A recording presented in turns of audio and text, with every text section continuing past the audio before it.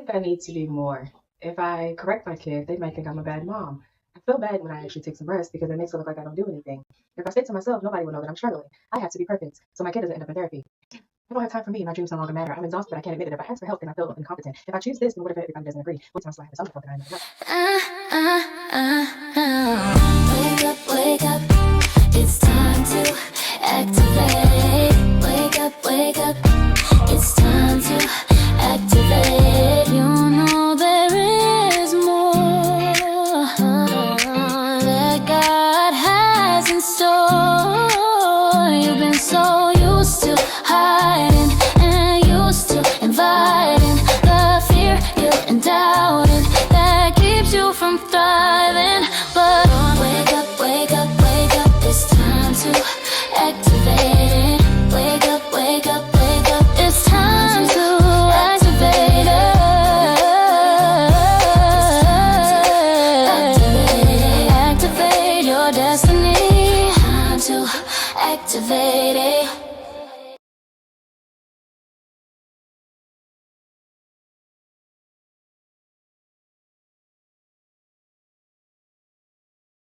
Welcome back to another episode of Activate Your Destiny. I am your host, Destiny Faith McCoy, and I am here to tell you today, sis, to stop lying to yourself. Now, which one of those lies from the beginning can you relate to? Do you realize that each one of those has a root that is deeper than the lie itself? Let's take I need to do more, for example. Do you feel that way because you actually need to do more? Or is it because you're watching what other moms are doing and you are feeling like an imposter? You feel like you're not doing enough because you're comparing yourself to somebody else with maybe more capacity or with less capacity or somebody that's not you in your household and not given the instructions that God has given you. Or how about we talk about that P word, that word that we love so much, perfection. I'm a perfectionist. That's why I can't turn the excitement in yet because I'm still working on it. I'm a perfectionist. That's why, I just have to make sure we are on our A game all the time. I'm a perfectionist. That's why I haven't started that business yet. I'm a perfectionist. Did you realize that perfection is actually rooted in pride? Now, don't get me wrong. I have used this exact phrase because I am a recovering perfectionist. Hello, my name is Destiny, and I am recovering from perfectionism. Perfectionism shows up in so many areas of motherhood that we're actually going to talk about that lie specifically for a little bit longer. It shows up in things having to go your way or else. My way or the highway, because I'm the mother of the house. And while we are the foundation, that means that nobody else is capable of doing what we do if we're operating in perfection. Did you know that the need to have everything perfect is also rooted in control? Oh, that other word. It's like control and perfectionism go hand in hand, especially in motherhood. As moms, we lie to ourselves more than we want to admit it, and it often shows up in our actions. Now, fair warning, if you're watching this and you just want me to, pat you on the back and say, oh, it's okay, because I can relate, we're just going to brush over the fact that we're all perfectionists or we're all recovering perfectionists. If that's what you're looking for, you might want to stop now because that's not my job. My job is to bring awareness to the things that we need to work on, the things that we need to activate, the things that we need to release in order to activate so that we can continue to move forward and be the best moms and wives and kingdom builders that God has called us to be. So, perfection. How does perfectionism show up in motherhood? It shows up in doing your kids' projects, guilty. Doing their project for them because you want it to be just right. Like you're so creative and you have all the ideas that you cannot let them turn it in that way. Instead of guiding them and leaving it alone because it's their project, you stay up all night doing it for them because it has to be perfect. It also looks like not letting your spouse discipline your children. Mm. And you're standing in the corner going, "Nuh-uh, no, well, I think, and well, you shouldn't have, and I don't like when you," which are supposed to be one, and you've had children with this person. Yeah, I'm talking to the wives right now. If you are raising children with your significant other, with your husband, he should be allowed to discipline your children. Now, the way that you guys go about it, you can talk about it away from the children, but you cannot be in control of how he chooses to parent the children. As long as they're not being abused or disrespected or anything like that, he's not going to parent like you. He's not their mother, he's their father. You have to allow him to do what God has called him to do in his role, not yours. That is control. That is being a perfectionist. The other thing is hiding so that nobody knows that you're struggling. Not answering your friends' phone calls or texts, not wanting to go out anywhere because you're just hiding because you want to appear perfect. That's not going to work. Hey, pause right there, mama, because if this episode is hitting home, I guarantee you it is not by accident. This is the season where God is activating you. And guess what? You do not have to walk that out alone. That is why I created Mom School, a coaching community built to help you get your confidence back, find your rhythm, strengthen your faith, and finally create a home that feels like peace. Inside, you are not just surviving motherhood, you are becoming the woman that God has created you to be. With clarity, with strategy, and with most of all, support. If you are tired of feeling stuck, overwhelmed, and disconnected from who you are supposed to be, it is time to move. It's time to get activated. And Mom School is the space where moms transform from the inside out. Click the link in the description and join us today. It is time to activate your destiny. Nobody expects you to have it all together. Why are we telling ourselves that we cannot rest? Who told us that resting equated to inadequacy? In order for us to survive, especially today, as we are raising children in this crazy world, we have to give our bodies and our minds a break at some point, if for nothing more than to be able to hear from God. We have to be able to sit still sometimes to hear what He's going to give us next.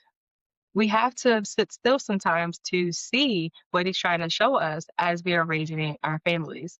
We have to sit still sometimes in order for us to hear the instruction that God is giving us for our businesses. If we're always on the go, we're always doing things, we're always cleaning something, we're always taking in this place and that place and piling up our schedule of things that they want to do, we are never sitting still long enough to hear. We're never sitting still long enough to recuperate. And I had to recover from that as well, feeling like I always need to be doing something or else I'm not good enough. And on that note, if you are a stay-at-home mom, you are good enough. Your value is not determined by the amount of money that you bring into the house. And neither is your husband's. His value also is not attached to the amount of money that he brings home. You have to find the value in who God has created you to be, not in what you can do for somebody else, not in how you serve, not in how you show up, because that's how we end up in this mindset and feeling like we can never take a moment. Because we're thinking, if I'm not working, if I'm not constantly cooking and cleaning and making sure that everything is perfect, if I am not taking this kid this place and that place and this place and doing this and doing that because I want them to be happy, then nobody is going to love me. And that's not true. It's not true. There are so many lies that we tell ourselves that I could do a whole hour or more long episode. And I don't want to do that. One, because we're going to talk about it soon in a different capacity. But also because I don't want this episode to just be hounding you with the things that you tell yourself. Because I don't want to remind you of all these lies that you tell yourself. You tell yourself that enough. But what I do want to do is encourage you to cancel them out. When you are starting to feel like I am not enough, you can counteract that with I am enough. I am fearfully and wonderfully made. God had specifically took the time to make me the way that I am. And that is enough. When you're starting to feel like you have to be perfect to the point of burnout, remember that God actually told us that his strength is made perfect in our weakness. His strength, not ours, because we don't actually have that much. So usually we're pouring from empty anyway. So remembering that his strength is made perfect in our weakness keeps us from getting to the point of burnout. Avoiding disciplining your children because you want them to love you. Let's cancel that out too. Because the Bible says, train up a child in the way they should go. And when they're old, they will not depart from it. We're training them up in a way they should go, not in the way that they'll like us, not in the way that they'll love us, because a child's love is unconditional. We're the ones that start adding conditions as we get older. Oh, if you don't do this for me, then I don't love you. But a child is not like that. A child is going to love you regardless. And you set the standard for what their expectations are. If they already know that you are responsible for training them up, then okay, they might not like it, but they're still going to love you. Let's put an end to lying to ourselves. Let's put an end to listening to all the voices in our head besides the voice of God. Let's put an end to even listening to other people who are not pouring life into us. If you're calling a friend and all she's doing is agreeing with all of the negative thoughts that you have, that's not a friend. That's not a good friend for you in this season. She might have worked in another season, but as we are activating our destiny and as we are growing in God, some things have to change. And sometimes that's the people around us. We're actually going to talk about that next week. We're going to talk about our circle. Does that need to change? Because your friend should not be agreeing with the lies that you're telling yourself. If she's agreeing because she feels the same way, maybe something needs to change for both of you. And if you are ready to change and she's not, then that tells you a lot. Your family. Family often has a lot of opinions about what we do. You cannot let that deter you from following what God has called you to do. You cannot let that impact how you operate. You cannot let their opinions make you feel like you're not doing enough. Feelings are fleeting. So we definitely cannot rely on our emotions because they change from one minute to the next. And if everybody is human and everybody that you're talking to, their emotions also change from one minute to the next. They could have said something to you that they don't actually mean, or it's a direct correlation to how they're feeling, and it doesn't have any impact or reflection on what you're doing. We have to be strong in the Lord. We have to encourage ourselves in what God is telling us and not on the lies that keep us stagnant. If you are a mom and you're watching this right now and you're even supposed to be building a business, building a community, and you're watching your social media and you're like, I can't do content like that. I don't know how to edit like that. I don't know I don't have a mic like that. Okay. But what are you being asked to do? If God is calling you to do it, he's not asking you to show up like somebody else. He's asking you to show up in the way that you have access to right now. I was just having a conversation about this recently. Just because you don't have what you think you need does not mean that you are exempt from doing it. A lot of times we get in our own way because we feel like we need to have all this stuff first. If you even look at the setup, I didn't have all of this stuff. I've had 2 podcasts. My other one, Motherhood, Makeup, and Mindset, I recorded 25 episodes with my laptop. And I think at some point I might have gotten his mic. But I started with what I had. When this current podcast was called God is Calling You to Homeschool, I was recording it sitting on my bed at 7 a.m. because that's the time slot that I had in my schedule at that time. Not even getting the mic because that was just too much, and I knew that I had to do it in order to be obedient. I wasn't about to set all this stuff up. The most I had to grab my laptop and just do it. 25 more episodes for that. So I had to get through